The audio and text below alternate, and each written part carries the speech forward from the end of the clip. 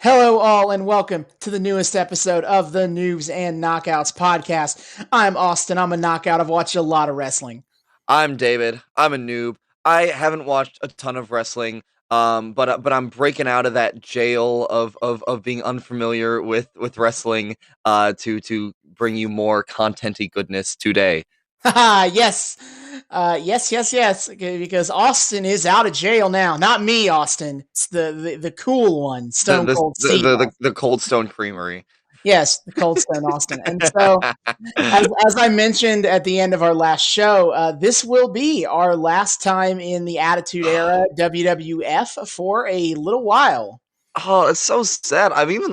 Damn, I'm legitimately sad about this. Like, I started off really, just dunking on Attitude Era, but it's kind of come to have a special place in my heart. It's goofy, and it's edgelordy, but, Mhm. God, realizing that it came after the fucking new generation just makes it feel so much better that I'm just like, oh, yeah, this is good. Yeah. This is quality by Oh no. comparison. Oh yeah, I definitely get that. For me, it definitely has a certain charm to it that I like, and will be sad to not have on the show for a while.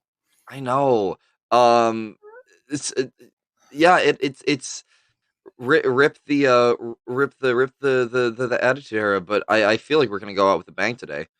I believe we are because, all right. So I guess I was gonna open up before we talk about any of the stuff that This is 2 weeks after our last episode, the April 13th, 98 episode of Raw, and so before I get into what happened on the April 6th episode, I kind of want to talk a little bit about we can talk more about it in the back half. We want to talk about our thoughts on the Attitude Era overall, if we want to do that. But I want to start here in this front half talking about why I chose the episodes I chose, because this wasn't we weren't following a traditional storyline per se.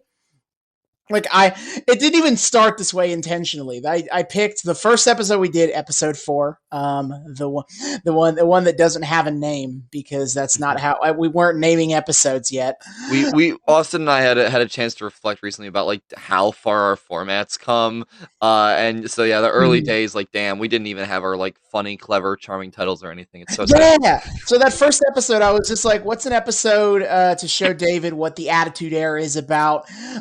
It was the Madison. It was Madison. It was in Madison Square Garden, and I picked it because it's early enough that early enough that I don't have to. It's early in the Attitude Era. I knew I wanted to do kind of early Attitude Era, and it was the first time that Stone Cold hit Vince McMahon with a stunner, and the Attitude Era is so largely defined by the rivalry between Stone Cold Steve Austin and Vince McMahon that felt like an apropos starting point for us on this podcast in that era.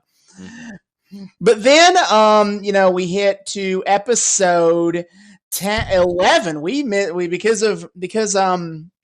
It was going to be episode 10, but then we did the Brody Lee tribute. But so episode 11 was the next time we went to the Attitude Era. I picked that episode as episode 11, Wrestling is Fake, said Vince McMahon, the first. And I picked that one because it's obvious. It's the Cure for the Common Show promo, which is it was this big kayfabe breaking moment to have on TV. But at the same time, also talking about not insulting the intelligence of your audience, and we're not doing the same old good guys and bad guys kind of thing. It's kind of like a mission statement for the Attitude Era. You when you get away from the stuff that is explicitly referring to this as a as like a scripted TV show. Yeah, it's. I mean, that moment, we talked in that episode about how kind of bizarre that moment was, but it's such a defining moment that even though we were laughing about how weirdly nonchalant and almost kind of smug it was, it the way that changes the context of everything going forward from that point. I cannot put into words the impact, just the deep impact that leaves on the rest of wrestling history. And so it makes it in a lot of ways like the Attitude Era is one of the most important eras in wrestling for that fact, which is a weird thing to say, but it's true. Yeah, it absolutely it is. And then episode 15, the baddest man versus the toughest SOB. That one was as much. That one was like, that is one of the defining moments of the Attitude Era of, you know, the Tyson Austin showdown. And it was a big it was kind of a big signifier of the WWF kind of turning the corner. You know, you look at 1997 overall was a very strong year in terms of creatively, like the writing was really strong in 97, but the business hadn't quite caught up yet. Mm-hmm. You see that a lot in history, of course, is that it takes time for these things to kind of pay off. It takes time for the bad to cause things to collapse, and it takes time for the good to catch on and to people to buy into that. Yeah, no, I think like, even though we've obviously been approaching it in a slightly disjointed way, I think the way in which we structure the show and like visiting the various eras, I think it does a really I think we've done a really good job at kind of highlighting that domino effect of like all the little things building up kind of since the golden age that led to the new generation, and then consequently led to the revival in the Attitude Era. Just like all the little things that snowballed together. Absolutely wild. Yeah. And you know, the Mike Tyson thing, getting Mike Tyson involved was the turning point for, like, they got a ton of publicity for this, and WrestleMania 14 was a huge financial success. And that was really a turning point for them in terms of being like, oh, okay, the WWF is cool again. This is a thing you got to watch because Mike Tyson is showing up on this show. Impressive. Mm-hmm. And then episode 19, An Army of 5 and a Nation of 4. The first episode after WrestleMania 14, I picked that for very obvious reasons of that is the first episode with Stone Cold Steve Austin as the WWF champion.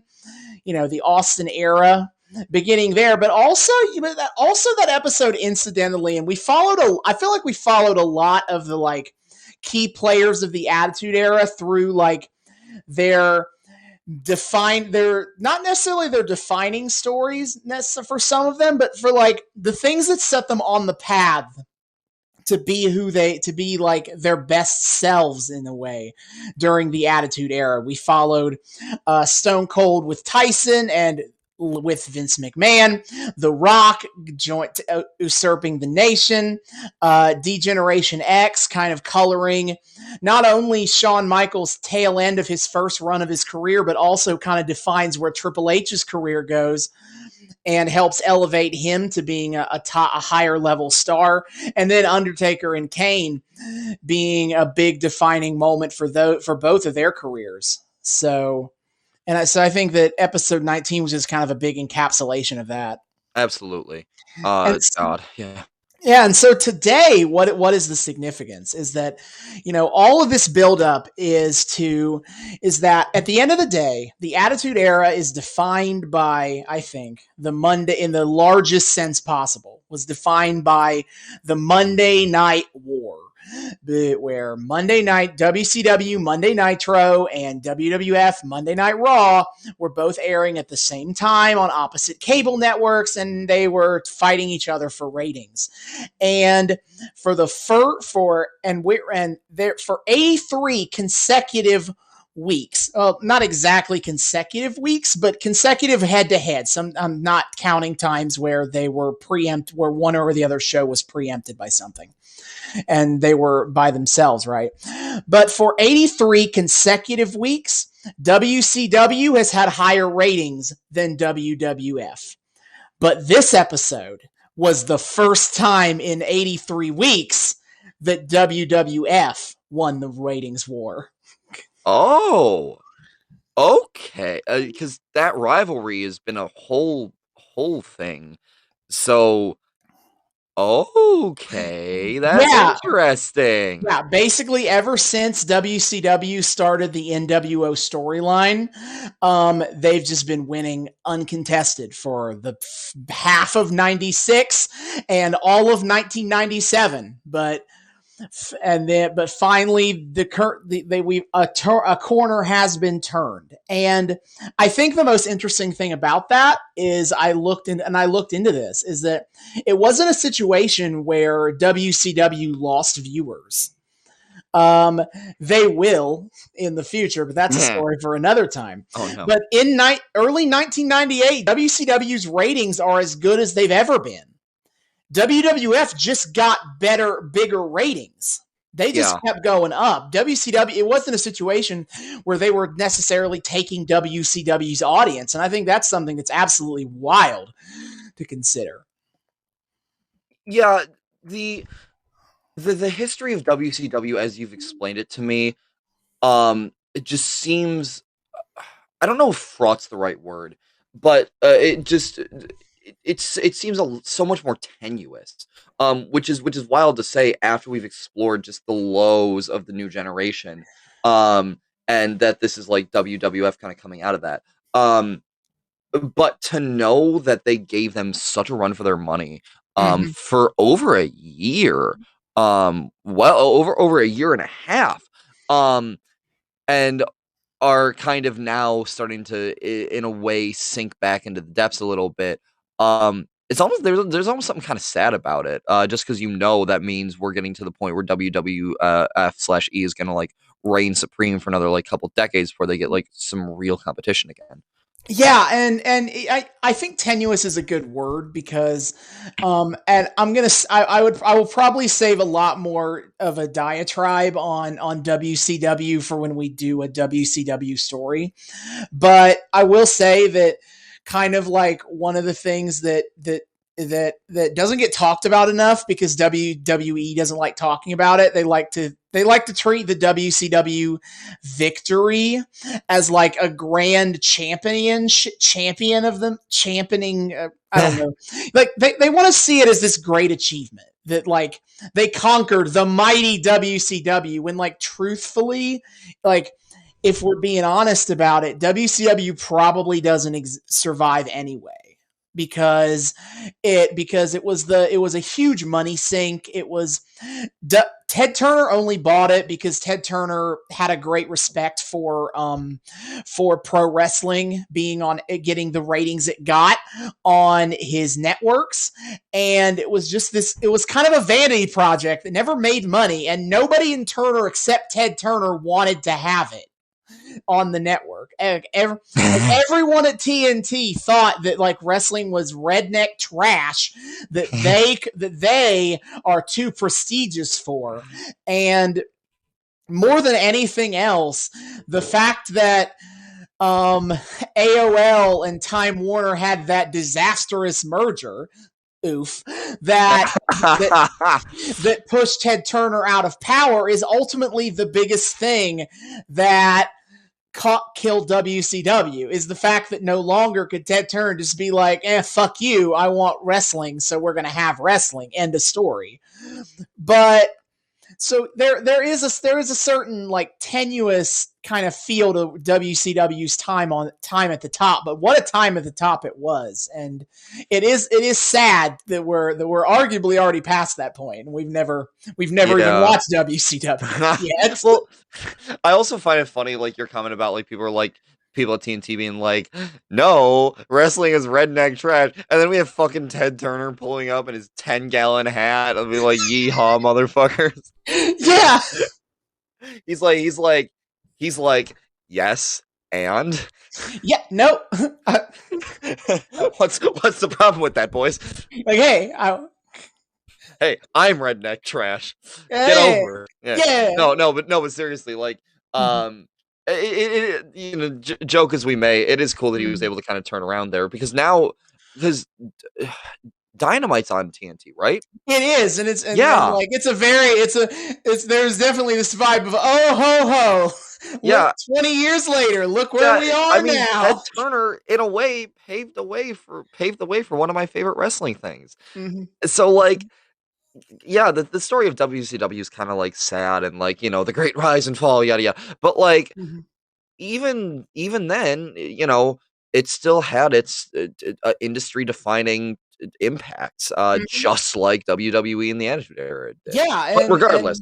It's absolutely it is almost indisputable that if WCW doesn't take off, that Attitude Era probably never happens because that was a big impetus for them to be like, okay, so maybe our like cartoony presentation that we've been doing since the 80s isn't quite good. Maybe we should have a change of direction.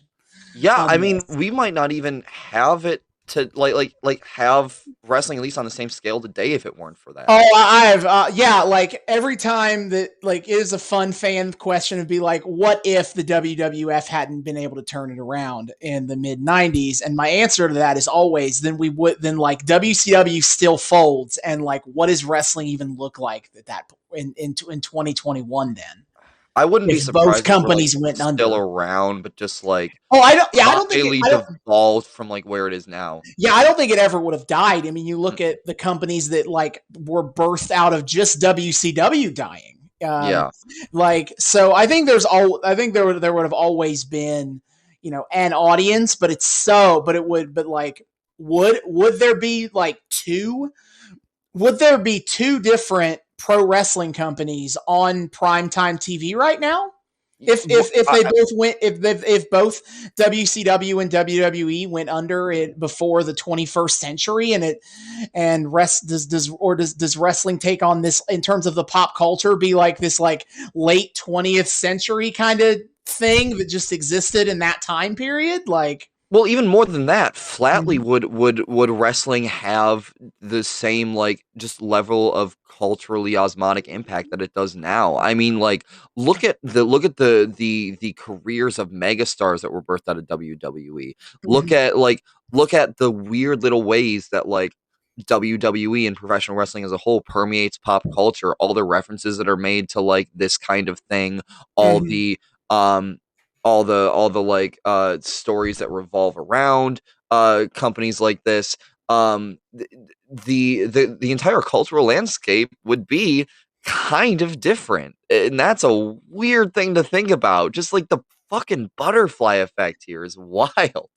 Absolutely. But thankfully, we don't have to answer that question of no, we don't. It's cool to ponder on, but it is. But we don't have to answer that question because at the end of the day, the WWF did turn it around. They did weather the greatest storm they've ever felt and will probably ever feel. Looking at it in the 2021 eyes, and now they're coming out on the other side of it. Yeah, no, and. God, cultural touchstones permeate in the fucking edgelord Vince Russo era. Oh man. So I guess I should go and talk about what happened on the April 6th episode of Raw. And truthfully, not a lot. This is a bit of a lean episode in terms of like real story progression, but there are a few things that I want to touch on, like not a whole lot of new stuff in that sense. That like The Rock and the Nation are still beefing with Farouk and Ken Shamrock, for example. Undertaker and Kane are setting up for their Inferno match. Gonna light each other on fire. Gonna be great. So like, what actually happened? I guess the big. I'll start with like the most famous thing that happened here, because it is pretty funny. Vince McMahon opens the show as he's wont to do, and he talks about that, like, through the kindness of his heart, he paid Steve Austin's bail and he got him out of jail after that little incident last week. Oh no. But now Vince McMahon has sworn that the Steve Austin of old, he is gone. He explicitly says the blue collar Steve Austin is gone because the corporate champion Steve Austin is here tonight. And so this is kind of like the drama of the first hour, is like Vince McMahon makes this bold claim that he's got Steve Austin, he's got him locked down. He's got Steve Austin to buy in, and everyone's like, does he? What is that going to look like? X. Big X right there. Yeah, press X to doubt the whole time. But So we start the second hour, and Vince McMahon comes back out to introduce Steve Austin. And to his credit, Steve Austin does come out in a suit. But he's in a suit, except for a few things that Vince criticizes him on. He's Stone Cold came out in his wrestling boots, and Vince is like, what do you wear? What about those nice Louis Vuittons that I gave you? Why didn't you wear those? And Steve Austin's like, well, they didn't fit. They were uncomfortable. That was a bad Steve Austin, but whatever. Look, you've done enough good impressions. I'll live with it. Yeah, and Vince is like, well, you got to break them in. And they go, they're really trying to do a class divide. The odd couple here. What the hell? Yeah, and Stone Cold came out in like one of his ball caps that he wears, and Vince McMahon like takes it off of him and throws it into the crowd because it doesn't fit with the outfit. It's a nice hat, but it doesn't fit with the suit. And so, they go a little bit of a back and forth of Steve Austin, claiming that he's bought in and all that. And he sets up that he has a photographer show up. There's a photographer there so that Vince can get like his promotional shot with the corporate champion. He's like, take a picture.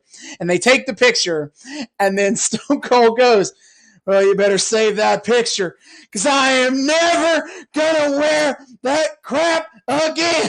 And he like rips the suit off entirely. God. And he goes in like he is not going to be a corporate champion. He's not changing who he is. This is who he is. You're going to like it. And then he gives Vince a nice little backhand of the balls. Just bag tagging Vince live on air. Oh no. And so we get to watch Vince like limp to the back. with holding the crotch all the way. Yeah. Beautiful. I love that. Yeah. I love that mental image already. Oh. Yeah. So once again, Steve Austin has gotten the better of Vince McMahon. Yeah. Again, it doesn't really progress the plot in any real way, but it's a very fun segment. It's very well remembered.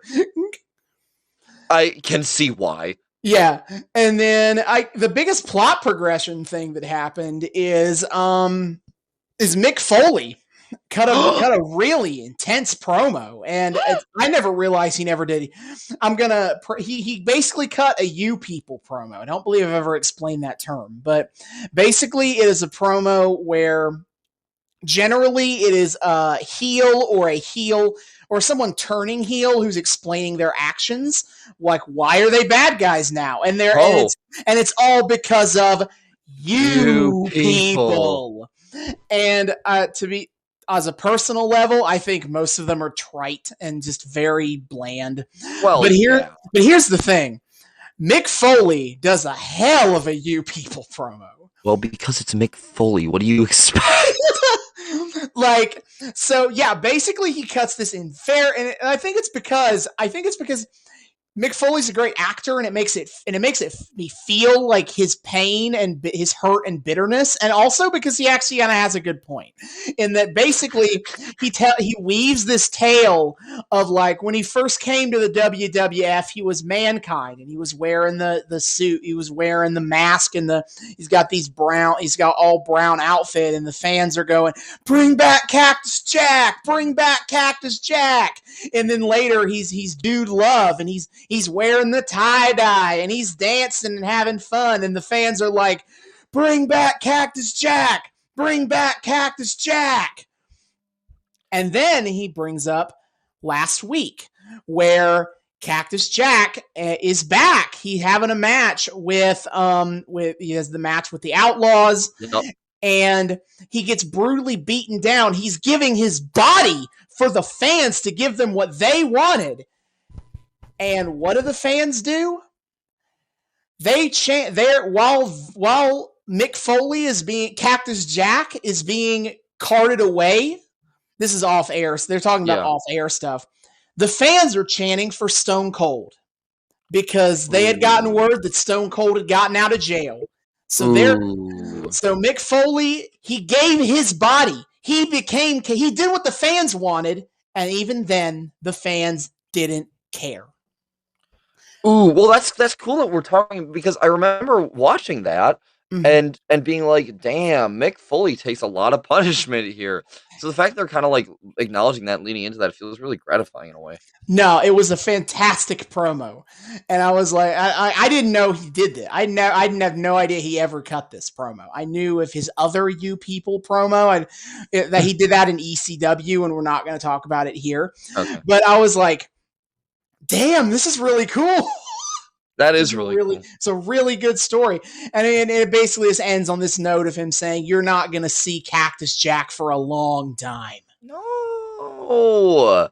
God, they ruined it. You people. Look what you people did. You know what? I'm right here with him on this one. If they've taken away my Cactus Jack, how dare they? Yep. I'm going to turn heel now. Oh dear. So that happened. That was, I think, the biggest plot development kind of thing to happen on the episode. The only other thing I think even worth bringing up is that, this is the first week of D-Generation X kind of getting to, now that they've all fully formed, and it's what I expected. It's a whole lot of, they get to cut a promo in the ring and they all point at their dicks a lot. I think I'm probably paraphrasing because I don't remember his exact wording, but DX was the one to kind of bring up use war iconography a lot to like hint at the war with WCW, and Triple H kind of ends the promo with saying, "And ladies, my bazooka is locked, cocked, and ready to fire." Oh no! Oh, they do. He does so. Between him and between DX and Val Venis, there are so many penis innuendos on Raw right now. Please kill me. Please kill me.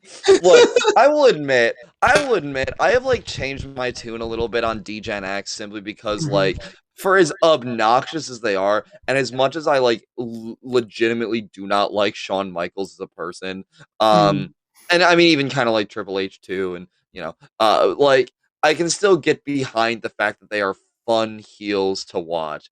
Val Venis, on the other hand, like it's that same like vibe, but just lacking any sense of fun or charisma, and it's just painful. Like, we watched one promo with him, and I already despise the man. Yeah, so the fact that we're getting like a double whammy of this makes me want to die.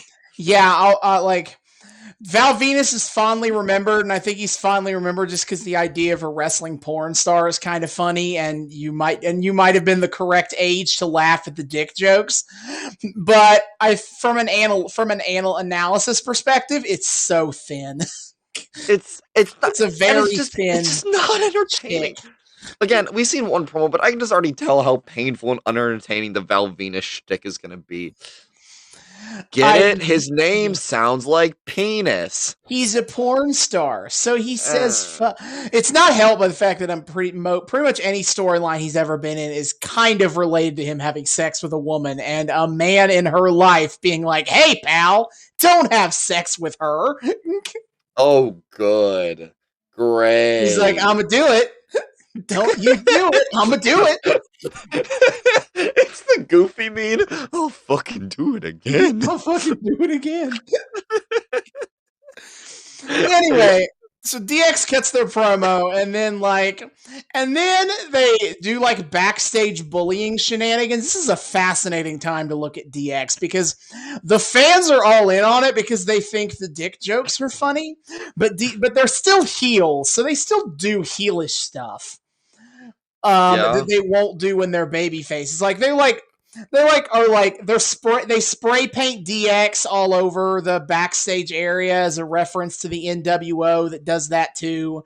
And they're messing around with stage hands, and then it all culminates where they find the disciple of Apocalypse's motorbikes, and they pee on them. And while they obviously censor it out, we do get to watch them stand there and like pretend to pee on the motorbikes of the biker gang. And this leads to the DOA like coming out and cutting a promo to challenge DX in the main event of the show. And then they have that main event, and then it ends, of course, with a big old "let's everybody start punching." Of course, messy endings abound.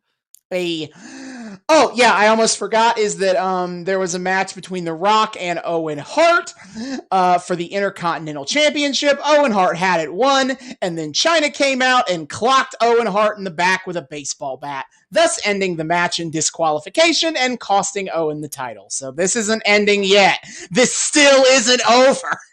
Great. I love this for Owen. Yep. Anyway, God, we jump from like the height of Hart awesomeness back to this shit. God damn. Yeah, not a good time. Mm-mm. Well, that's a sad note to end this front half on. Oh no, I didn't mean to. Yeah, I'm sorry. I always make it super depressing when we talk about the Hearts just because I can't I can never get over the Montreal screw job. I'm so sorry. This is on me, folks. Send the hate mail, you know. Oof. But yeah, that is our front half. Yeah, we're ready to watch the April 13th, 1998 episode of Raw. Well, let's do it to it. And we are back. We have just finished the April 13th, 1998 episode of Monday Night Raw. That was interesting. Yeah, that was a way to end our time in the Attitude Era. Yeah, it the things that get you the ratings wins, huh? Because like, but that doesn't make sense as a ratings. On paper, I would not have expected it to work for it to be the one that wins after a year and a half. Okay. Because this kind of a sign of where the goodwill for the WWF was at this point, I suppose. Yeah, and what the A story was teased to be the whole night. Yeah, well, that's what I'm saying. Like we have the okay, just so A story. McMahon versus Stone Cold. They hype this shit up, and we've been hyping this shit up our entire time in the Attitude Era. Well, at the very least, ever since like Stone Cold first dropped McMahon into that seizure-inducing stunner. We've been hyping this up. I've been getting a hype. It's an inevitability. Yeah, and they spend the entire episode hyping it up too, like so hyping it up so much. Like, okay, so first of all, we get the promo where they make it officially like, you know, Stone Cold challenging McMahon to say, all right, you want to get in, you want to get in the ring so bad. Well, come up against me. Stone Cold will beat you with one hand tied behind his back. Remember that, but yeah. Vince McMahon will remember this. I'll put my title on the line, and so it's huge. They spend the entire episode on this, like McMahon's reaction, his like entourage, like we get so many backstage cuts of Gerald Briscoe and Pat Patterson, who are his stooges, kind of like hyping him up. And context for those unfamiliar with history, like my fellow noobs, they're like, those two are like legends of the company. They are both former wrestlers and like legendary Hall of Fame quality wrestlers at that. But obviously at this point they're much older by the 90s, and they're there in like as a capacity as an official. Yeah. But they have name value to people who give a crap about older wrestling. Yeah, no. But they so we keep cutting to them like working with Vince. You know, they're like, you know, the old school fighters, they're like coaching Vince, and they're like kind of trying to talk him into it, talk him out of it. His son shows up and is like, "Dad, this is a bad idea, don't do it." And you know, but Vince slowly, like throughout the course of the episode, evolves into like being ready for this fight. And like you mentioned that the cutting away so damn much that they cut away almost every other match in this episode, at one point toward the end, just kind of get like randomly just cuts away to Vince in the locker room and like just kind of like apropos of nothing. They do so much, and I guess they get it that like nothing else on this show is important. So well, exactly. Well, it's just that's what we were saying. Like they're basically admitting like none of these other matches really matter. Tonight, there's only one thing that matters: McMahon versus Austin. That's it. Because yeah, they just like without any like segue or anything are just like, okay, yeah, that match is going on, but let's see where the real action is backstage. Very abrupt cuts. Very abrupt and very random, and drops the other matches without all that much like care for what actually happens in them, which like fine, we're getting McMahon versus Austin, that's worth it. That's what we came here for. It's very apropos of the first episode we watched. It was very really two. It was a 1 moment show, kind of more 2 moments really, but where Austin McMahon was by far the most worthwhile thing to talk about. Yeah. And like I don't feel like I can stress enough like the levels to which this episode goes to like get the audience excited for this shit and to show an entire like story progression throughout.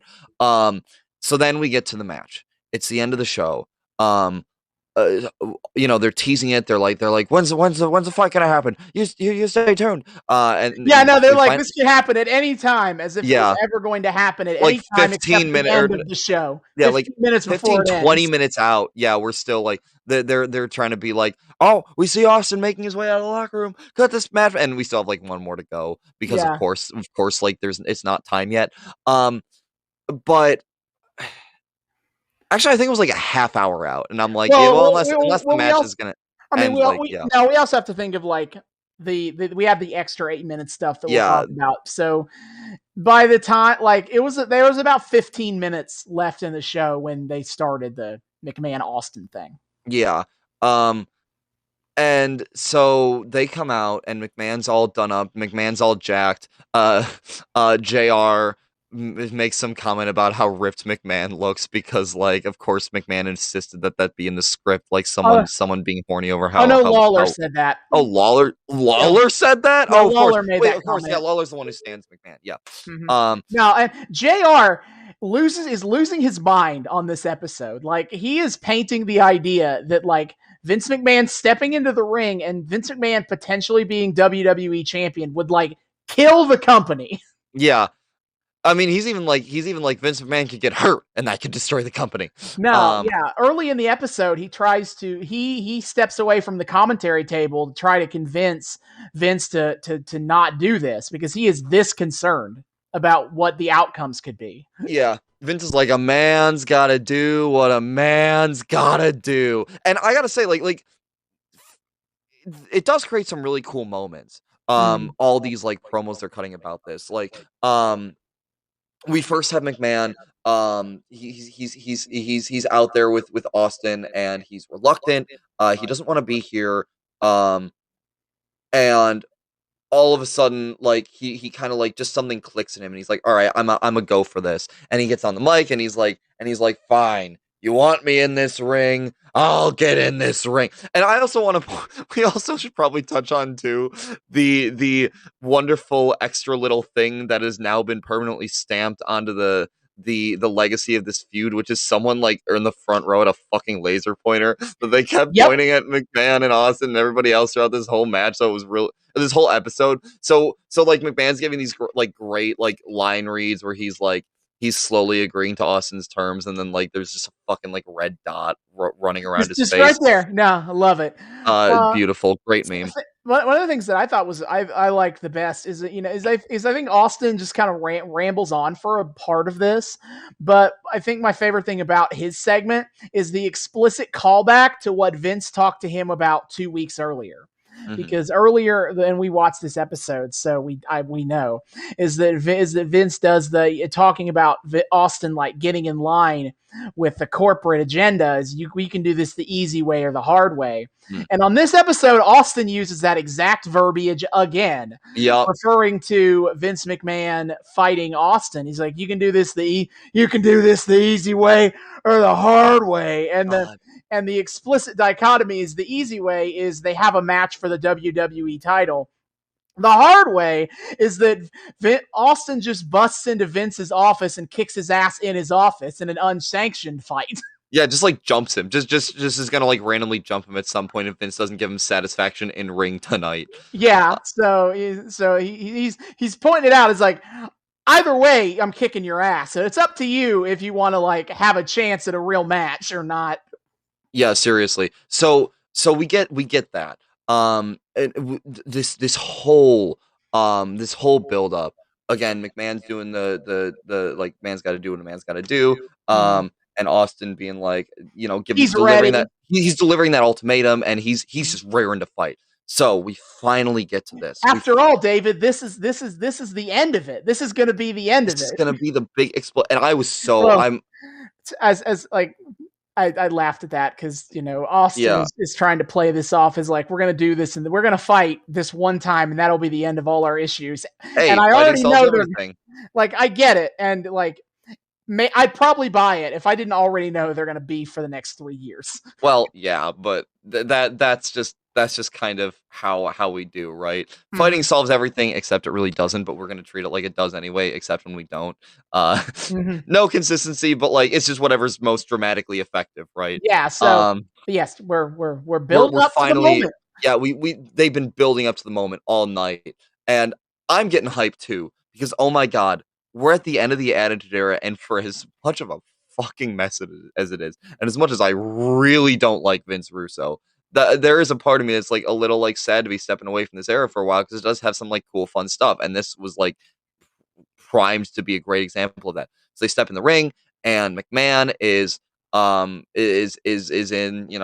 like a black wife beater and like sweatpants and his fighting boots, and Austin's in his usual get up, and McMahon pulls out a mic, and he's like, "Now wait just a minute. You said you could beat me with one hand tied behind your back. Are you a man of your word?" And so he pulls out like a little bit of rope. Once again, professional wrestling being very kinky. And Austin holds out his left hand to get bound, and McMahon's like, "Oh no, I want the stunner hand." Yeah, his dominant hand is right hand. His right hand. And so him and Briscoe and Austin and Briscoe have an extended kind of back and forth of this. And I get it. They're stalling for time because even in the best of circumstances, Vince McMahon isn't a real wrestler. So it's not like he's going to be where we can do a 20-minute Mac classic here. Yeah, no, but it's going to be short and sweet. So we might as well just kill a little bit of time with this. Yeah. So eventually Stone Cold succumbs to the rope. He's all tied up. He's all tied up. They're raring to go. They finally get Vince's posse out of the ring. Yup. Let's get going. They square up in the corners. Hey,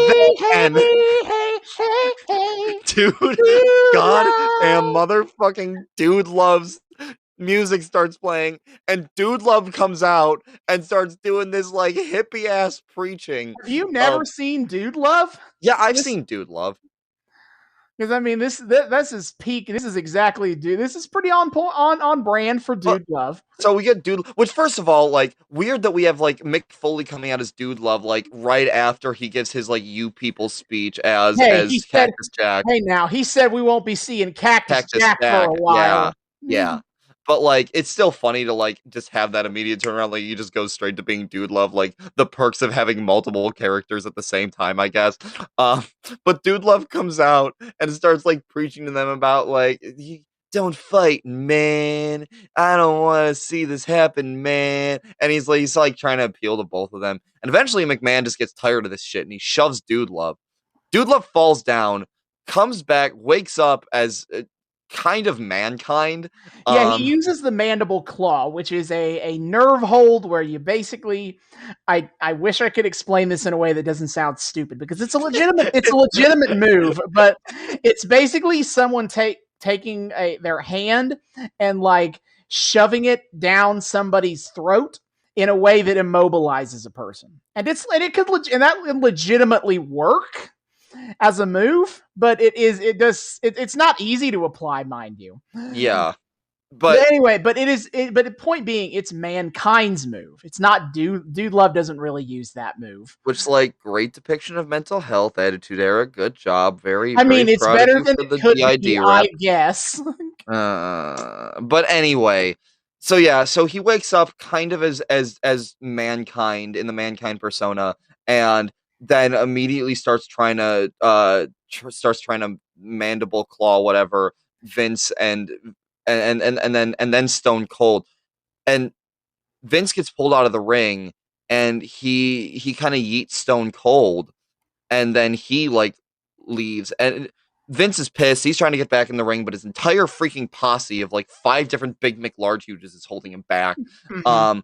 And just Yeah, the whole rest of the episode is Dude Love going to town yeah. on Austin.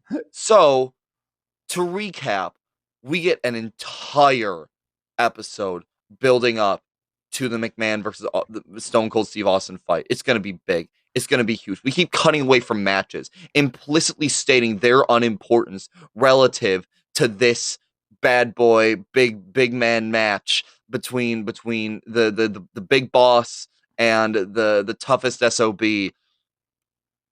and it doesn't happen. It doesn't fucking happen. What? Yeah. I already knew how this was going to play out. I already knew that was how this ends. You know, and I've had to sit on that. But I'm gonna be honest, I kind of expected the moment to play better than it did.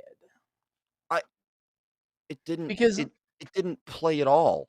because let me go ahead and tell you where the story goes, so to speak. This was a heel turn officially for Mick Foley as Dude Love, which is a bit of a new thing. I don't think he ever played heel as Dude Love. He'd been heel as Mankind before. But he's heel as Dude Love, and he aligns with Vince. He's going to be on he is going to become Vince's chosen warrior to take this title off of Steve Austin for the next couple of months. Why? This is what I'm struggling with. Why Mick Foley? I love Mick Foley. Mick Foley is awesome. Mick Foley is definitely one of my favorite people in all of pro wrestling. Why? This makes no sense. I'm going to be honest, is like, I'm thinking through it. It's probably a situation of like, who could you do this? What could you do? Because if we're going to run through the biggest names on the roster at this point, is this whole storyline is part of a larger arc with Vince McMahon and Stone Cold.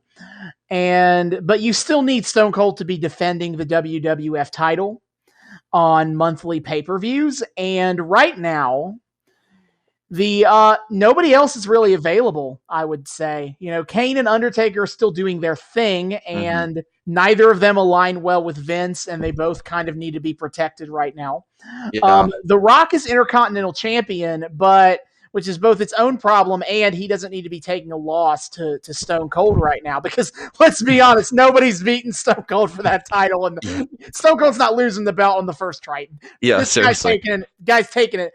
Whoever's facing Austin's taking an L. So, Triple H doesn't work as part of a larger arc with Austin McMahon, and also he's not really in a position where he should be taking an L to Austin. Yeah. So it's like, we need somebody big, and we need a big enough star to fight Austin to sell pay-per-views.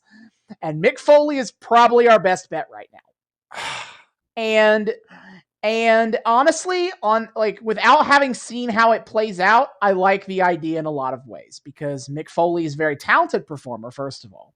Second of all, he has past history with Austin. He was tag team champion with Dude Love, as a matter. Dude Love was tag team champions with Austin.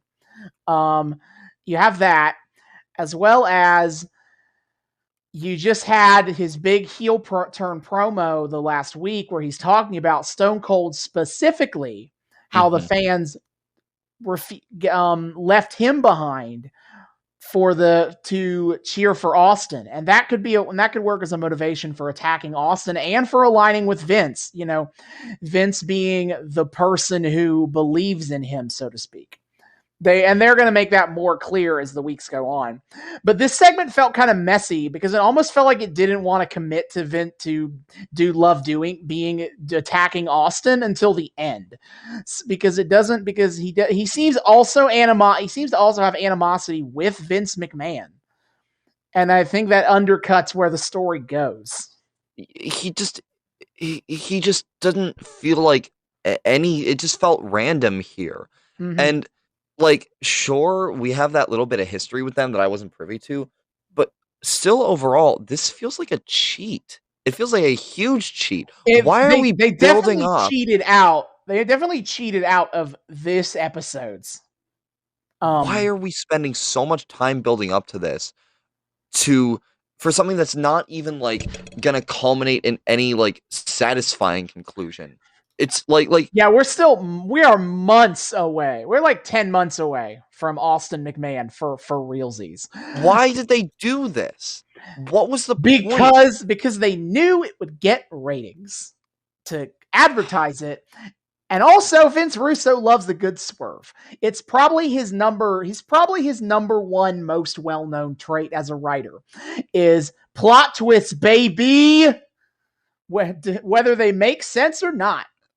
It's just, it feels like a slap in the face. It's such a waste of time. Well, I will say that the next week Nitro will get the W again. So make that what you will, I suppose. I get it's just something about this. Like, I don't know. It felt so deeply unsatisfying, and I'm just sitting here, and I will admit, part of it's probably like context. Our own personal context of the podcast too, of like, we're not gonna be revisiting this era for a while, so it's like I was excited to get to a point where like the final thing we watched was McMahon versus Austin. I was so excited, and then no.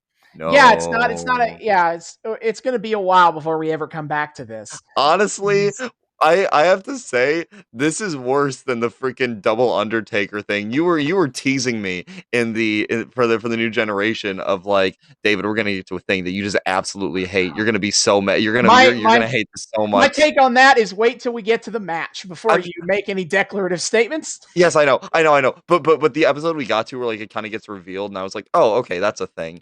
This feels a lot worse. Where I'm just like, wait, no, what?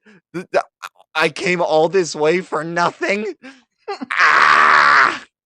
Yeah, I was disappointed, and I already knew what was going to happen because I know this history. I know that they don't actually fight here, and Mankind and Dude Love shows up. I already knew that, and I was disappointed because I felt like it wasn't well played. It wasn't structured as well as it should have been. No, it just felt random. The whole, like you said, the segment felt messy. Dude Love showing up didn't have all that much like sensical fanfare to it, and his sudden turn against everybody out of being all like hippie, let's just all be friends, man. Like, just felt random. Like, sure, it got triggered because Vince shoved him, but like that's it. Like that. Yeah, and like there's a small hint of it in that, like, when he addresses Austin, he talks about how Vince McMahon is the one who signs the paychecks and he's my McMahon man. So there's a hint of it, but then he also gets in a fight with Vince. So it's not as clear of a line of like, oh, he's going to be on Vince's side here. Yeah. It just feels like he's coming out here going ham and then leaving just for the chaos points. Yeah.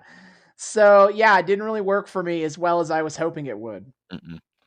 Unfortunate. And yet this is the thing that catapulted their ratings permanently. Yeah, like, actually, yes, because I just looked it up. The next episode, they're going to do a little bit lower, but then the next episode is their post pay-per-view, and that is when their viewership skyrockets. What? It's so like, it's so wild to me that they played this dirty a trick just to grab ratings. Like, I guess I shouldn't be surprised, but really, for practically no payoff and almost a year more waiting to get the actual McMahon-Austin fight? Come on. Yeah, I would have forgiven the bait and switch if what we got in replacement was better. But It wasn't.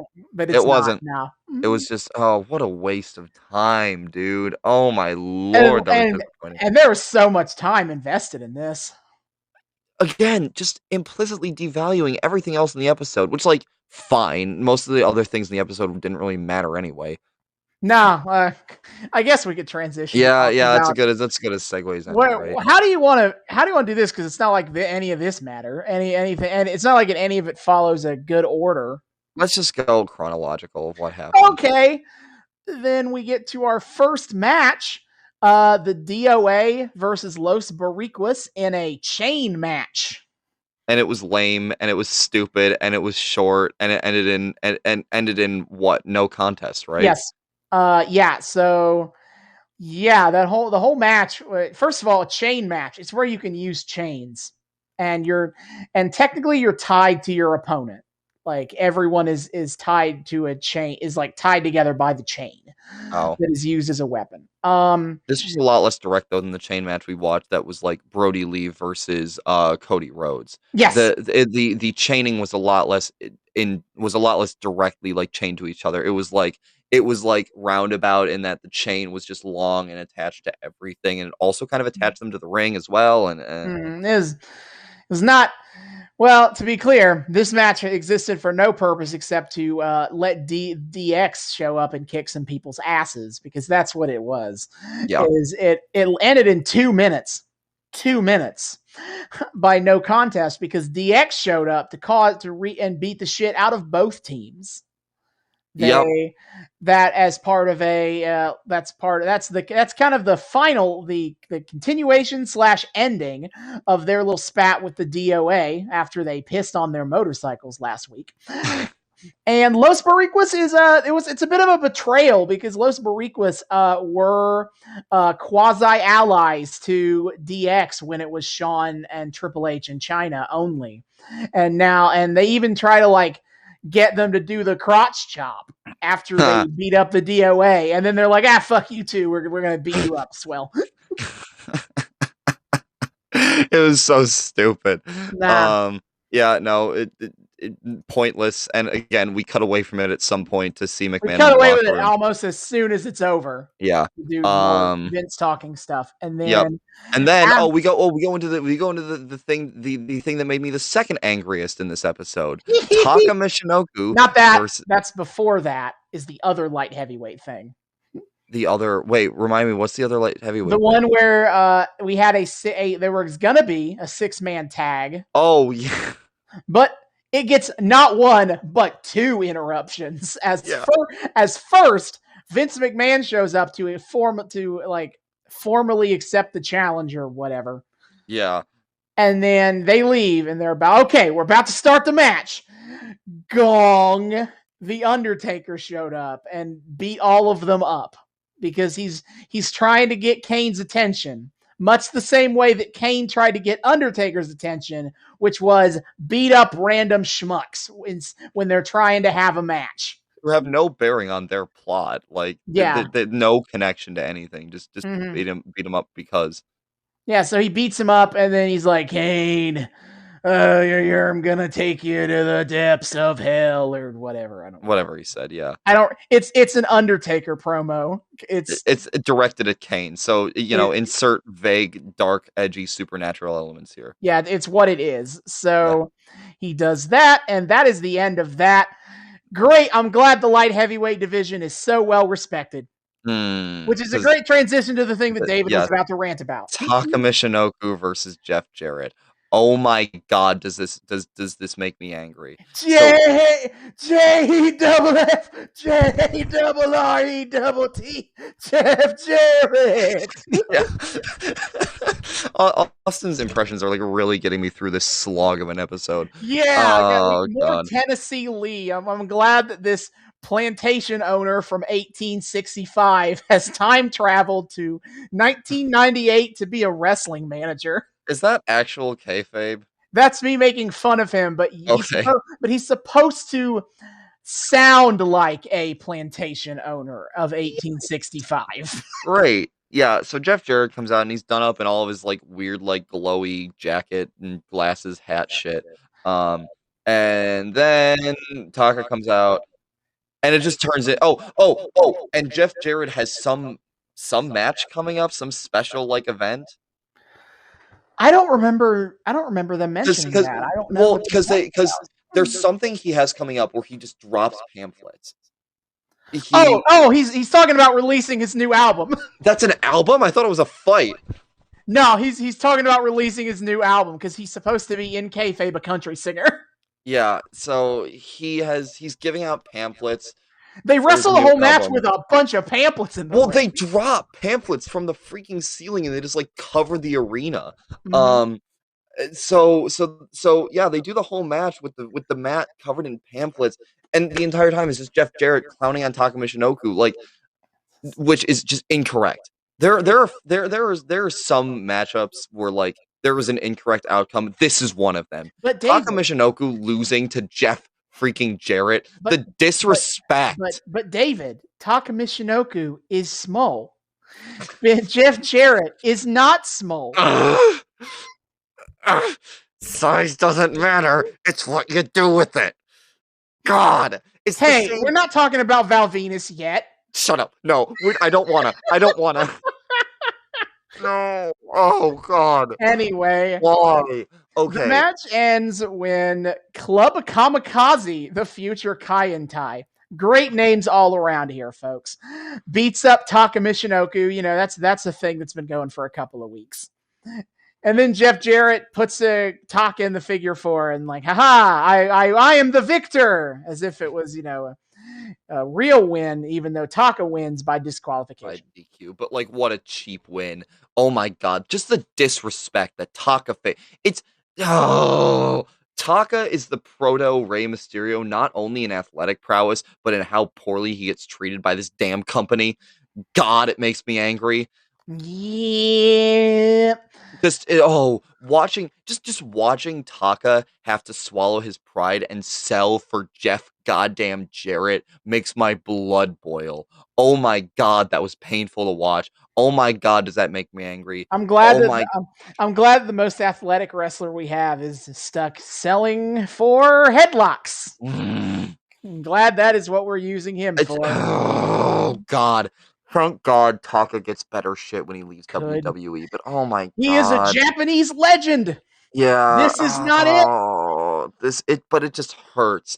Just the disrespect and may I just say too. I mean, he's gonna have a better time when he hooks up with Kaientai. A little bit better time. Sure. But, you know, they're still not important.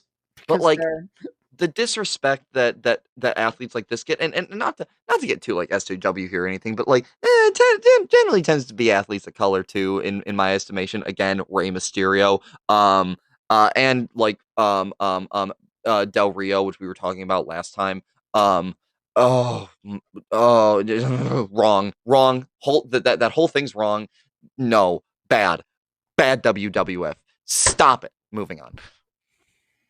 I'd say it gets better on that front, but does it? No, it does not. You know, it's basically a situation where there start being less biggity muscle McMuscle men. So I guess we have to pay more attention to the smaller guys, I guess. Begrudgingly, and even then, it's in the most like backhanded way possible. Yeah, it's not the WWF has never had that much of a respect for cruiserweight size wrestlers. Yeah. And that's not really gonna change because that's not just like a manner of like bigotry or anything. That's a stylistic choice on their part. That's not like something that they're gonna like learn to be better about. Again, because McMahon just likes his dudes big and large and muscly. Yeah. Beef. I'm just imagining like a deep fried picture of McMahon's face in close up, just beef. God. Yes. And then it's the Farouk promo, right? Speaking of beef, Yeah. Farouk. He's taped up because he was beaten in the parking lot last week, Mm-hmm. and he's calling out the nation, and we're gonna has fight right now. We can has fight. Mm-hmm. And the Rock comes out in his finest satin shirt. Yeah. He's gonna wear so many of those, and it's great every time. I know. It's fun to see him dressed up in like such like bougie drip. Nah, he is. He's here. He's in his bougie clothes now. He's the Rock. This is the last piece to that puzzle. Yeah. Oh, it's so yeah. He comes out with the nation, and he's just taunting Farouk. He's like, it's 4-on-1, man. What are you gonna do? Yeah. And then, yeah. But then Farouk has friends.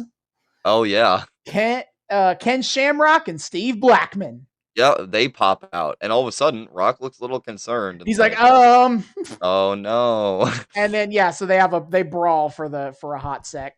Yeah, but it doesn't count. It's not a real match. It's just kind of like, again, messy ending, except it's just the whole thing. Yeah, it's not. There's no real plot progression here. It's just like It is to introduce the fact that now Farouk is buddies with longtime nation enemies. Yes. So he's officially the nation enemies have come together to fight a common cause. Yeah, seriously.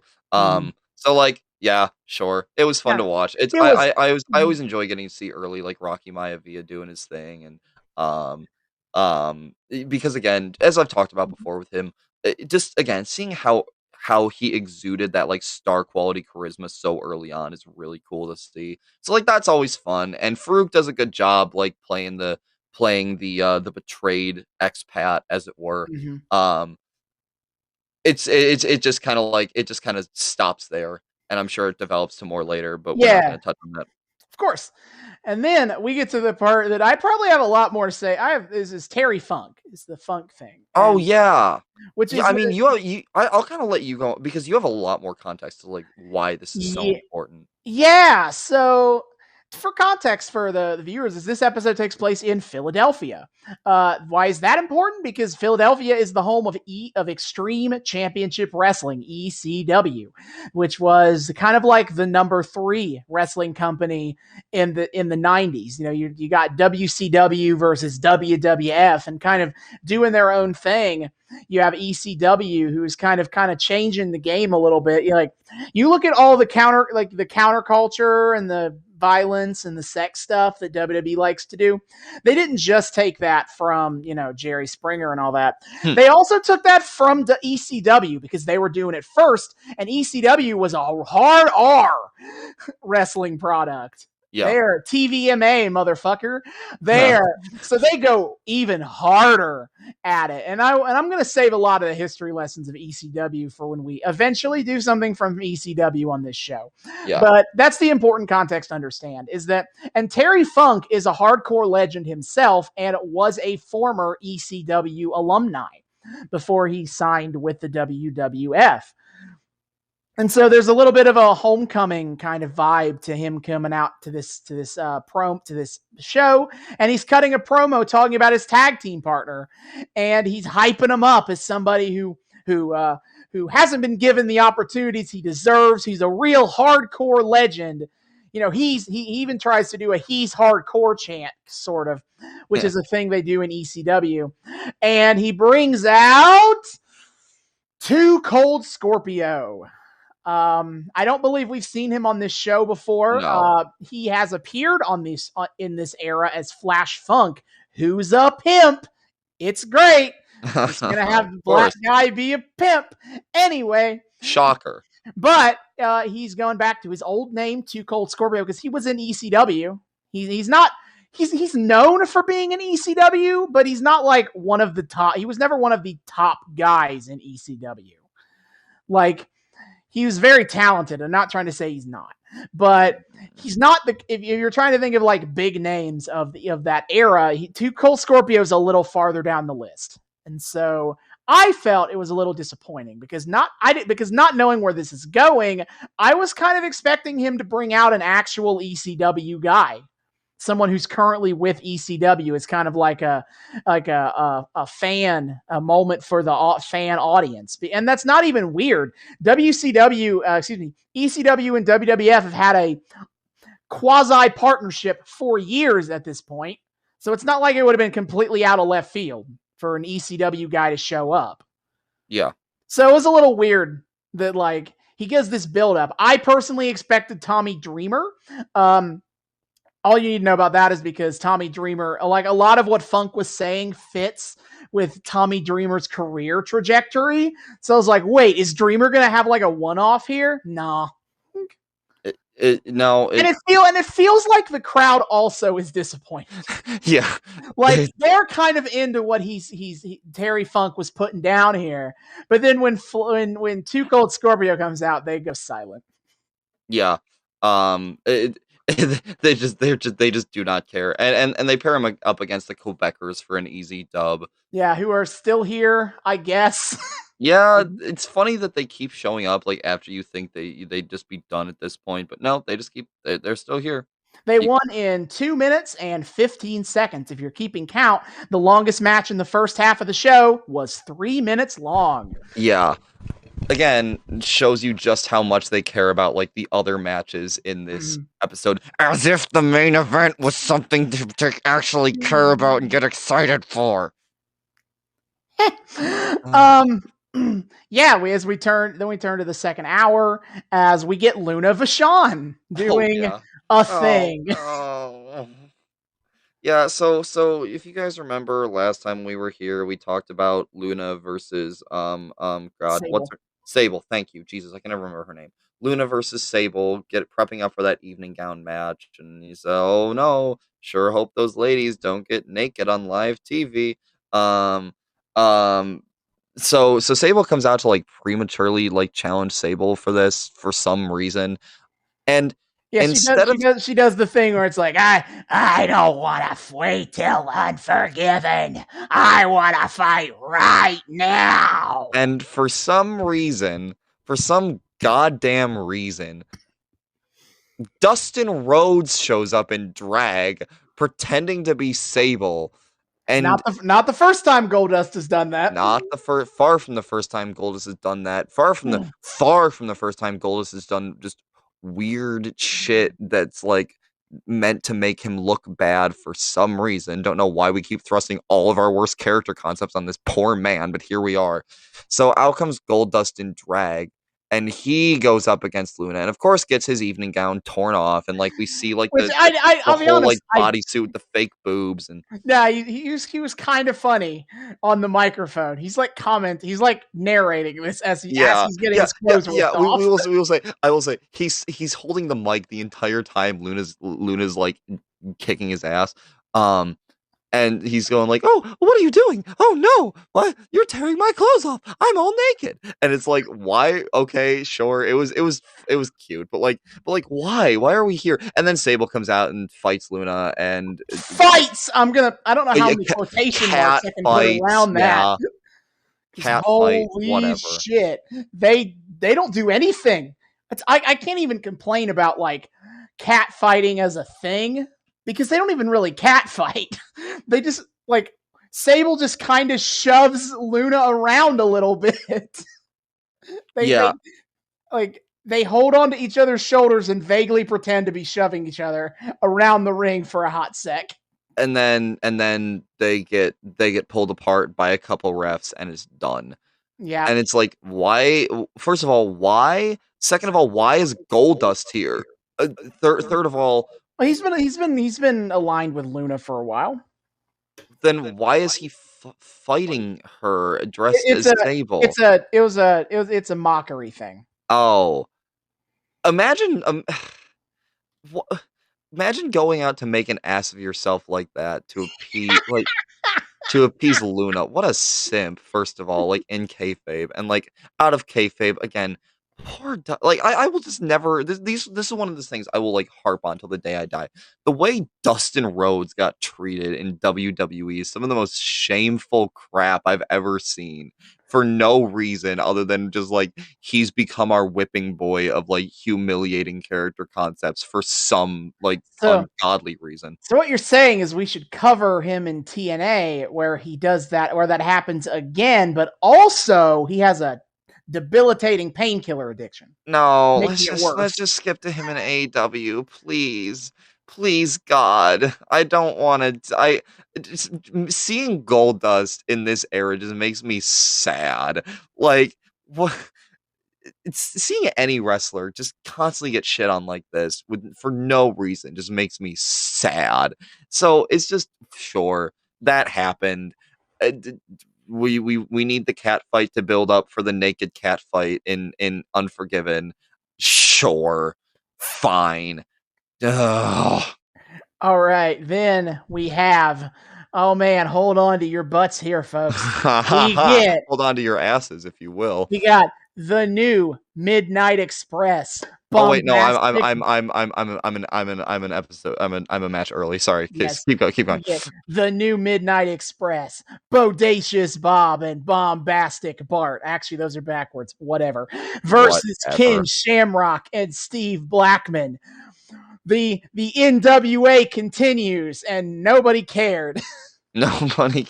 Again, it's just pointless, and they cut away from it again to show more Vince shit, and it's just there like cool. Ken Shamrock can. It has the dumbest ending of the episode. Wait, how? What even? It ends in a double DQ. Oh yeah, it ends when they both just keep getting in the ring and fighting each other. Yeah, it ends in a double DQ. Like even though every tag team does that always, this time we're gonna. Well, it's too far. For some reason. No, like the only Ken Shamrock is talented, which is nice. Like you can tell he's legitimately good, and like there are some moments where I was able to appreciate his athletic prowess. But overall, again, just a waste. This whole much of this episode felt like such a waste of time. Yeah. The only thing even remotely interesting about this whole sequence is we get the stare down between Dan Severn and Ken Shamrock. They are both MMA badasses, both kind of pioneers of UFC and MMA as a whole. Mm-hmm. They will not have a match together, even though they keep teasing that they will eventually have a match together. Yeah, I should emphasize when Austin says they will not have a match together, they will not have a match together ever in their entire career with WWF. Not for a moment. Nope. Why? Like they will even have pseudo UFC fights called Lions Pit matches that will not involve Ken Shamrock versus Dan Severn. The two guys who have fought in the octagon.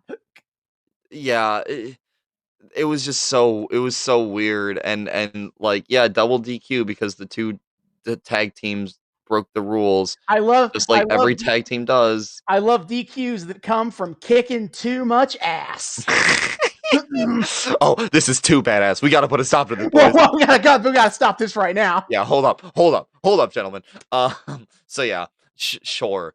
That also happened. This whole episode is just a lot of that happened.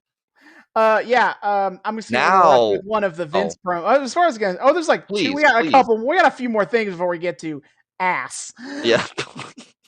We get, I really want to point out this is when we get the Vince McMahon interview when he talks about being afraid. Is like, are you afraid of Steve Austin? And he lists off things he's not afraid of. And the first thing he says is, I'm not afraid of the U.S. government. Because we got to keep bringing up that steroid trial thing. Which, now that it's over, now that Vince McMahon is the winner, we're gonna keep talking about it and make it like this badass moment where Vince McMahon got one over on the feds.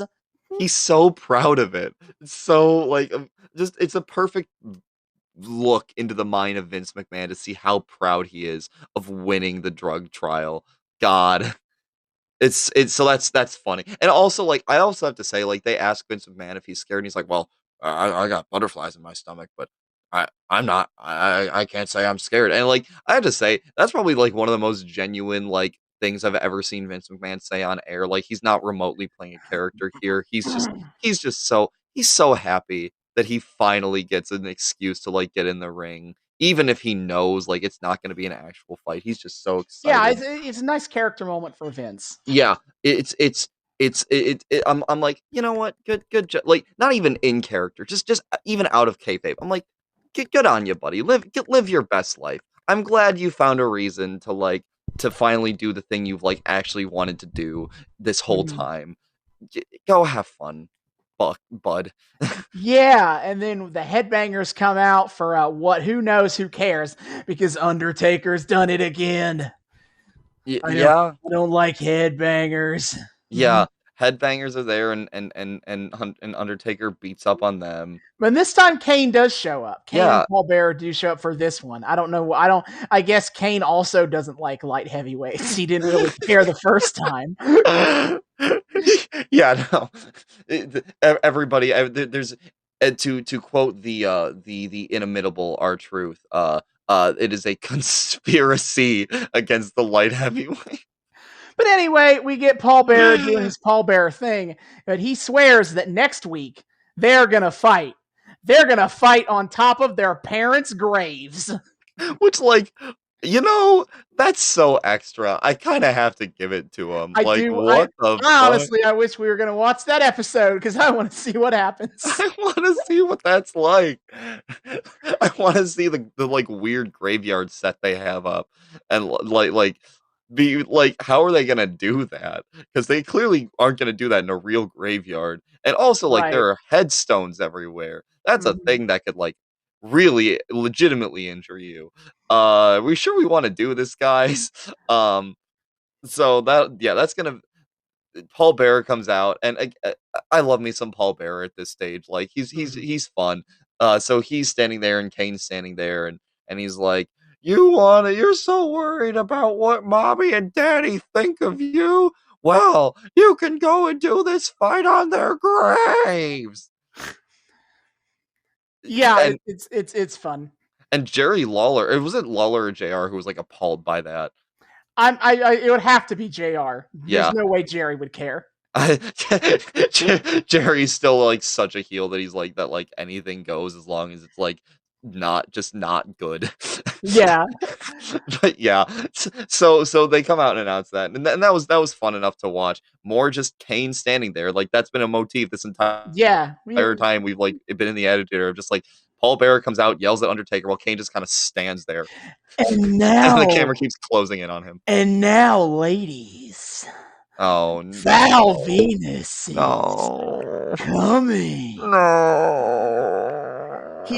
We get another vignette. He's not watching porn this time, but now he's casting. Making porn. He's casting for his new movie, Lust in Space. Oh, he's got a rocket in his pocket. Please stop. I hate Val Venis. I despise Val Venis. We've seen him like twice, and he's already my least favorite person in all of WWE history. I love that that this is what breaks you. I think that's very funny. It just makes me so uncomfy, and it's so cheesy, and I'm still not entirely sure if like the awful cringiness is on purpose or not. Yeah, I don't have that answer for you. Because like on one hand, he plays it so over the top that like it has to be, right? But like they also kind of play it dead straight that he is a legitimately attractive porn star. He's got two scantily clad women. Yeah, one of whom they keep like vaguely pixelating. They pixelate her side boob. Because her boob's out, so they pixelate it out. Yeah, so he just sits there, and they're like sensually rubbing him, and he's just talking to the camera, and it's just so uncomfy. Like again, should not be surprised in the Attitude Era of Vince Russo, but like what? We are building to the when he explodes inside of the WWF. No, we're gonna get the climax of a lifetime. No, David, I am not going to be able to do this for God knows how long until we get more Val Venis. I gotta get this out of my system. Good. I'm glad we don't have to look at his stupid face for a long time. Oh dear lord, that was painful. Yeah, no. So Val Venis promo. Please kill me. I'm trapped here. Send help. I will do anything to whoever helps me escape from this man whose last name rhymes with penis. So the Val Venis compilation episode, that's a no. That's a hard limit for me, buddy. Anyway, the other dick-based people around here show up. I hate that. That's funny to me. Yeah. So D-Gen X shows up. D-Gen X shows up, and then Owen Hart shows up, and yeah, they set up that Owen Hart will face a member of DX, and DX. Triple H, according to him, he had all of the members of DX write 500-word essays to determine who gets to be the winner, who gets it. And he talks about, Triple H mentions that I don't think he wrote one. Road Dogs was in, I think there was a wrapping paper. I think it was a, he's like 3x5. I think it was cards. A weed joke. Yeah. No. The 3x5 cards was, who was no one. No, it was no. He just said like little piece of paper with like zigzags on them. Oh yeah, that was Road Dogg was the one who had the little piece of paper that didn't mean anything. Yeah. X-Pac had no, I think X-Pac was the 3x5. No, X-Pac was just like sexually explicit, is what he said. X-Pac. X-Pac belonged in an adult X-Pac belonged in an adult magazine. Belonged in an adult mag. He said he really liked China's, but the thing ninth wonder of the world. The ninth wonder of the world, China, is he really liked hers, but we couldn't pick hers because the things she said she was going to do to him, they can't do on national TV. Yeah. So that's out. So, but the winner for having a nice, concise, having a very well-written essay, as well as having lewd pictures of Owen with farm animals, because bestiality's funny. Bill Ass, Mr. Billy Gunn, is the winner. Yeah, so we get, which again, I was saying this to Austin, bigly disappointed that X-Pac wasn't the one to go up against Owen Hart. Like, that just would have been a legitimately good match. Great match. It would have been legitimately good. But no, we get Owen Hart versus Mr. Ass, and this is like one of the longest fights in the entire episode. Let me check that. 8:30. It is 8:30. That's the longest match on the show. Yeah. And LOD 2000 comes out like anybody cares. Yeah, they just kind of stand there. And the best part is Triple H and X-Pac hop on like commentary and like so they're taunting Brett and they're talking lots of shit. Yeah, they're talking mad shit, and they're obviously hyping up Mr. Ass. And at one point, X-Pac asks, like, "Hey, what's LOD doing here with their thumbs up their asses?" And I was like, you know what, X-Pac, that's a great question. I'm wondering the same thing. Can you explain yourselves, boys? We get, I think X-Pac calls Owen fart. And so juvenile. Triple H calls Sunny, who is LOD's manager, calls her skanky. Yeah, he tries to. X-Pac tries and fails to make a blowjob joke about like holding their helmets. Yeah, he's talking about like Sunny doing what she does best, holding head. What? Like I get what he's trying to say. Yeah, but it didn't work. It did not work. Did not work remotely. And LOD aren't even good at the job they're apparently there to do, which is to stop DX from interfering because China caused the distraction, and LOD are nowhere to be found until way too late. Yeah. But still, Owen manages to get the dub on Mr. Ass, except in a weirdly messy way. It's kind of implied that like the ref, not even like intentionally screw jobs, but just like the ref messes up the count and Mr. Ass like kicks out before. Yeah, he just like so they do like a roll up thing because Billy Gunn was doing too much taunting instead of pinning.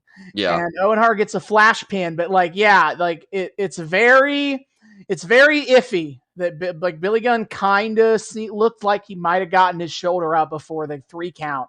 And so DX storms the ring to complain about that, and Owen and the LOD hightail it out of there. Mm-hmm.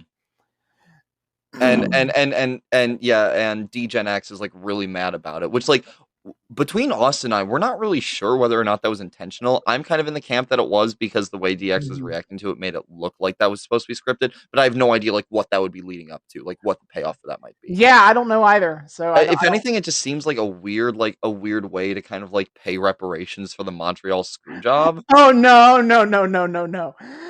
You'll know when they do Montreal screw job references. You'll know. Oh, this wasn't it. This wasn't it. No, they're a lot more explicit than that. Oh boy, man. Oh yeah, I forgot. New Gen or shit. I messed up a bit. Attitude Era doesn't do subtlety. No, they have never been subtle about when they're cracking a joke about the screw job. They have never been subtle about it. So this wouldn't be it. It's either they intentionally did it as just like a way to keep the story going or it was a mistake on the referee's part. They kind of just have to roll with it. Yep. That and if it was the latter, like good on them. They did roll with it well. We got like good reactions from DX, and people seemed to take it in stride. There wasn't really any visible like upset. If it was, you would. Yeah, if it was a mistake, you would not know it. Yeah. And I could see them at the very least, even if it were a mistake, like writing around that at some point in the future, like kind of lampshading it later on. So I would say we'll see, but we won't. But like, sure, handled it with grace, if whether or not it was intentional. That was fun enough. For as much as I like started off like really hating on DX, like mostly just because I do not like Shawn Michaels as a person. Like I've started to like really have a lot of fun with DX. They are fun heels to watch, especially now that Shawn Michaels is out. They're fun. They're fun to watch. I love Triple H. I love X-Pac. The rest of the guys, that's fine. And yeah, so it was fun. And again, poor Owen is just doing his best to like keep the dignity of the Hart family alive in the company, and he's trying all right.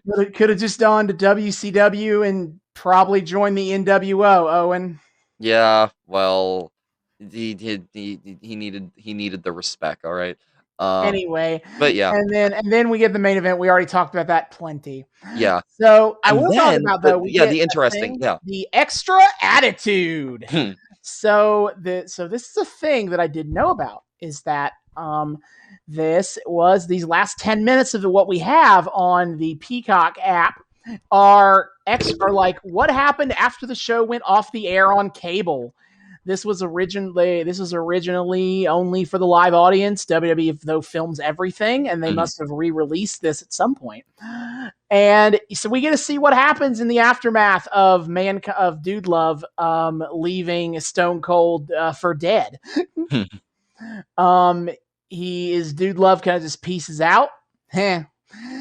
And Austin's kind of picking himself up, and we get D-Generation X running out. According to Wikipedia, this was technically a dark match between LOD 2000, Stone Cold, and The Undertaker versus DX and Kane. Didn't feel like a real match in any way. So, yeah, but at the end, the bell gets rung. Yeah, so DX runs out and they start kicking Austin's ass. Then LOD comes out to fight with DX. Then Kane comes out to fight with the LOD. Then Undertaker runs out to fight with Kane. And it ends up kind of clearing house where Austin and the LOD get an advantage. Austin hits the stunner on Road Dogg and he pins him for the 1, 2, 3 because apparently there was a match. Yeah. And then Stone Cold gets to kind of cut a promo to send the crowd home, to being like, this wasn't what I wanted, and I guarantee, like, if you want to see Stone Cold Steve Austin kick somebody's ass next week, give me a hell yeah. Yeah. Hell yeah. Oh, I did. That reminded me. I forgot to mention the thing from the main event where Steve Austin Oh does yeah. another This. hell yeah. Am I going to kick? So if you think that Steve Austin is going to kick Vince McMahon's ass, give me a hell yeah. Vince McMahon gets on the mic and goes, if you think that the Vince McMahon is going to beat Stone Cold Steve Austin, give me a hell yeah. And the crowd goes, hell no. Yeah, that was funny. I, I Yeah. I always love when the crowd's like all in tune for that stuff. It's like a more organized version of the Daniel Bryan thing. Yeah, I would have laughed if not, instead of chanting, they just went silent. Yeah, that would have been funny too. But I also love the very organized hell no. Yeah, but anyway, back to the extra stuff. But yeah, Yeah, this kind of stuff exists. We've never really talked about the live event aspect because, well, we're we haven't watching been the to one. TV. We're not being to one, and we're watching a TV show. So Yeah. what? But because now it's being shown to us, let's go ahead and talk about it. Is like the notion of sending the crowd home happy. The show ended on a downer note for the TV audience, but it is super common practice in WWE at least, and in other wrestling companies too. They do that too. They do the notion of it of like letting the crowd go out with a good guy on top. Yeah. WWE is probably the one that pushes it the hardest. But yeah, so they pretty much just added this segment in after the show. So like, after the crowd gets to be disappointed and missing out on Austin versus McMahon, they chanted bullshit at it. Yeah. And kind of end on a dour note overall. They get to watch like a lot of the big stars just kind of start throwing hands, and they get to see the Stone Cold Stunner, and all end on a happy feeling. Yeah, like the audience appeasement aspect of it was like, for me, again, I've made my feelings about like how this episode played out known, but like for me personally, it felt like a little too late. But like I can understand for like the live audience who's like caught up in the moment, like getting to see all these big stars come out one more time and just go to town on each other, even if they're not like super connected to each other. Like there's no reason for like Kane and Undertaker to be there.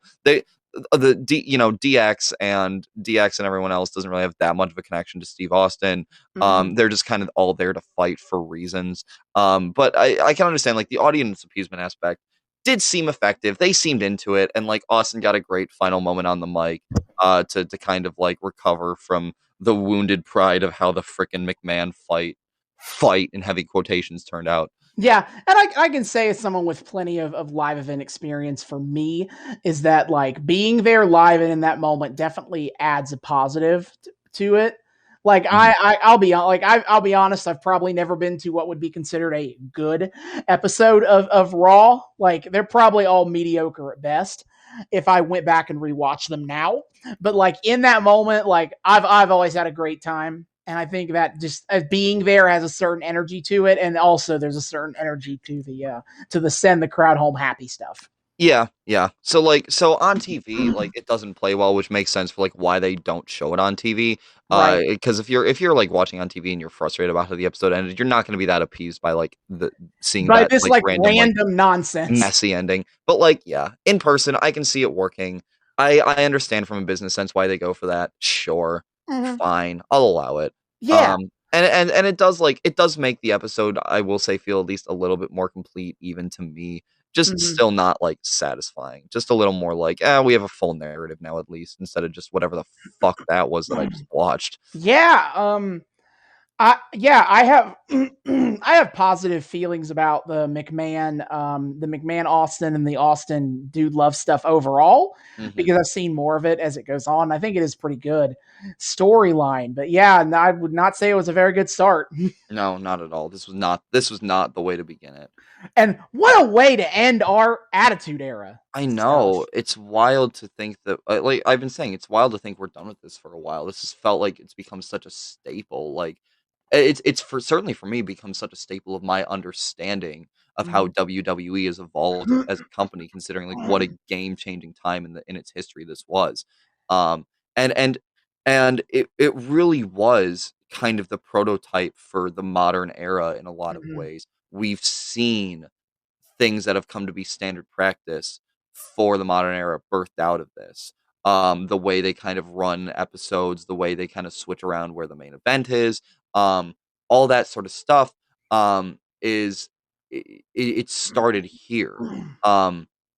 And it's been cool to see, like, this as an example of, like, starting off trying to reinvent the company, and it was messy, and it Mhm. was imperfect, and Yeah. how the formula's slowly been starting to get perfected and distilled over the years, kinda seeing the starting Yeah, point even here. even within the context of the Attitude Era, they're like Mhm, it gets bet there 99 is it can be up and down, but like year 2000, which is kind of like the tail end of the Attitude Era, is mhm. kind of considered by many people like the best year of WWE ever. Oh, wow. So, if I knew more about 2000, we'd probably do something from there, but in the near future. But yeah, I even within the Attitude Era, they kind of figure out how to do this best. And Yeah. We see the company learning in real time, and it's mhm, imperfect, and I have a l as dear viewers will know, I have a lot of criticism of this era, of its writing, of how mhm, it executes a lot of things. But there's something admirable about it. I don't wanna ever downplay some of the, like, damage this is the you know, stu mhm, some, like, more toxic elements of this era did to the company, but the reinvention, the finally taking things in bold new directions, ultimately saving the company, there's something deep down that I can't fault this era for, and that I do admire it for, and that mhm. I'm happy that it kind of found its footing in this way. Do I wish it could have been better? Sure, but we're seeing now the version of it that's better in the modern era, all the stuff Mhm. that it evolved from starting here. And that's been the best part of Attitude Era for me, of just seeing where the reinvention began, seeing this next step, this definitive next step in the evolution, and knowing where it goes from here. Yeah, I think that the Attitude Era was really the turning point of WWE trying to treat their TV shows like important TV shows, Mhm. and it not feeling like an extended commercial for a live show that it Yeah. was in the before from this. And yeah, I not a lot there's a lot that doesn't work with me, especially I with 2021 eyes. I was 3 years old in 1998. There's just I have and you can call it being an SJW snowflake or whatever that you want. My point is I have different sensibilities than the people making this show or the people watching this show in 1998, so I can't appreciate the show the same way that they might. But I can't deny that it was very, very successful and it was very, very popular. Yeah. Yeah, and that's something we have to acknowledge, like, Mhm, for all its imperfections, mhm, um there is something to be said for the popularity it had. mhm, And I think I like to think that over the time we spent in this era, um, we've been able to analyze kind of the dynamic it had with the broader culture at the time and with mhm. the crowds that saw it. And again, looking to the future, kind of all the precedent it set going for what came after it. Yeah, and I don't wanna end on this note of almost like, "Attitude Era was crap." No, I don't want But, to. I don't want to end on that either. I do think that even if there's stuff that doesn't work for me, there's a lot of stuff where I watch it and I'm like, "Yeah, I kinda see how this got so big." Like, when you look I think if you look at the top guys of this time period, you look at the Mhm. Stone Cold, The Rock, DX, Kane and Undertaker, Mick Foley, Vince McMahon, like, it's super easy to look at their stuff specifically and understand why they got so popular, and both they individually and they the company. Yeah, doesn't necessarily work for us, and again, things we wish we could change, Mhm, but it's set in history um as this cultural turning point for the company, um, and it's been really fascinating to come to understand why, like, it worked the way it did, mhm. um, and yeah, just a cool exploration, and this is, the first time we've, like, really finished with an era, um Yeah, and we will be back with the Attitude Era. Not to be cynical about it, but a lot of our most viewed episodes are the Attitude Era. And it's popular. What can we say? Like we've discovered how popular it is. Yeah, in real time. And we have 3 more years of WWF Attitude Era to talk about before we get to really an end point for them. But for now, we're gonna put a pin in it. Yeah, and decent place to put a pin in it. God, I wish we could have gotten an actual fight out of it, but it still feels complete in that we've seen an arc play out. Yeah. We saw the first physical interaction between Austin and McMahon building to the first fight that they have. And in the background we've gotten to see things like the Kane Undertaker, the early stages of the Kane Undertaker feud, the rise of The Rock. The background sleeper star of Mick Foley. All this stuff that down the line is seen as so culturally impactful, that kind of we got to watch simmer in the background, which was really kind of cool. And that's some of the stuff that I'm gonna definitely remember about this era, is all the little things that have now grown up to be as legendary as they are. This is where it began, and even seeing little glimpses of it.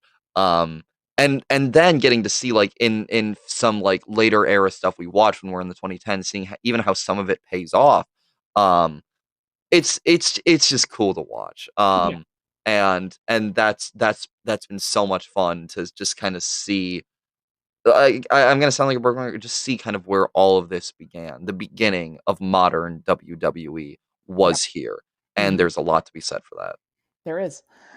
So before we go into the next episode, do you want to talk? Do you want me to go ahead and throw out there what our next arc is for this slot? Because I already know where we're going. What is replacing this in our schedule? Yeah, what's coming up to replace Attitude Era? I was gonna ask that.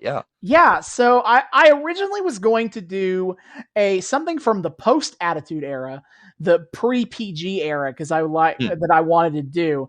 But then our conversation, seeing our stuff with Rey Mysterio in 2011 and the light heavyweights absolute disastrous treatment in WWF, I decided I'm gonna be nice to David and give him and let's go. We watched the rise of the WWF in the Attitude Era. Let's go to the other side of this coin. We're going back to 1996 and we're gonna see the rise of WCW, which is intrinsically tied with the beginning of the new world order of wrestling, brother. Oh my God. I'm excited. We've talked about this on and off so much. It's been woven through. A lot of talk about this has been woven through our Attitude Era and kind of new generation stuff. So now finally getting to see it for real. Yeah, let's do it. Guess I'll have to do the Ted Turner Vince McMahon convo again. Yes, my favorite thing in the universe. But that's for a little ways down the line. We have a few episodes in between. That's how our scheduling blocks work. Yes. So what is our next episode? Our next episode is our 25th episode, David. Ooh, milestone. And it's time to shake things up a little bit because we've been covering wrestling for so much on this show. Wrestling on this wrestling podcast? Get it out of here. Yeah, but on our second episode, please don't go back and watch to confirm to me on this because it's not worth it. But all the way back on our second episode, I casually mentioned that Hulk Hogan released a music album. So I felt for a real milestone episode, let's talk about that. Next time, we are going to talk about Hulk Hogan's 1996 album, Hulk Rules. Damn it, I messed it up. Yes. Oh, this is going to be good. I have been waiting for this, and it's going to be a ton of fun, guys. Just you wait. It's going to be a something. Strap in. So, David, I think it's time for you to hit the plugs. Yes, sir. my friends, we've made it through our first time through the Attitude Era. Thank you for joining us on this journey. I hope you continue to keep joining us in the future, no matter what era we're on. We always love having you all join us. If you have been joining us for a long time, thank you. We love having you here. Keep joining us. We love it. We love it when people are listening in. If you're new here, this is your first time joining us, welcome. We are delighted to have you. If you would like to continue to join us and you're not entirely sure how to do so, not to worry, my friends. I am here to help. First of all, subscribe to us on YouTube. We are the Noobs and Knockouts Podcast. Hit subscribe, ring the bell, comment, like, add us to your playlist, whatever. If you as a shout out to the YouTube page, if you want to follow our storylines, we have those in YouTube playlists for you to at least see what episodes belong where. Yes, go era by era. It's nice and organized, a lot of fun. If you want the more straight up visual or audio experience, pardon me, you can follow us on 3 of the best places to get your podcast: Spotify, Apple, and Google. Follow us, like us, give us ratings. Just generally, tell us what you think of the show. Give us those downloads. Ooh, we love seeing those download numbers. Oh, they're getting so big. Oh, we love it. So we love it. We love having people join us on those platforms as well. Definitely be sure to check us out. Again, the Noobs and Knockouts Podcast. If you'd like to follow us on social media, we can be found on Twitter at Noobs and Knox Pod. That's Noobs, the letter N, Knox Pod. We post about our episodes when they drop every week. We post memes and broadly discuss and engage with the broader wrestling fandom community. And Austin takes to the very fun practice of live tweeting weekly wrestling. Would you like to let us know what the schedule is going to be upcoming, Austin? Yes, it is. It is. You can go ahead and call Justin Timberlake because it's going to be May. What have we got going on this month? As usual, we live tweeting every Wednesday night AEW Dynamite on TNT at 8 p.m. Eastern because it's the one wrestling show I can guarantee that I will watch live every week. And why not? Why not take the one thing I watch live and make it a monetization for this podcast? Yes. In addition, this month, I always cover the Impact, WWE, and AEW pay-per-views, and this month we got a couple of them. On May 16th, we have WWE WrestleMania Backlash, and on May 30th, we have AEW Double or Nothing. So follow me for both of those as well. Absolutely. And finally, we have a Patreon. We would love it if you subscribe to it. We can be found once again, the Noobs and Knockouts Pod. Noobs and Knockouts Podcast. $1 a month gets you early access to episodes and a shout out at the end of each episode. Yep. We'll see you guys next time. Hasta luego.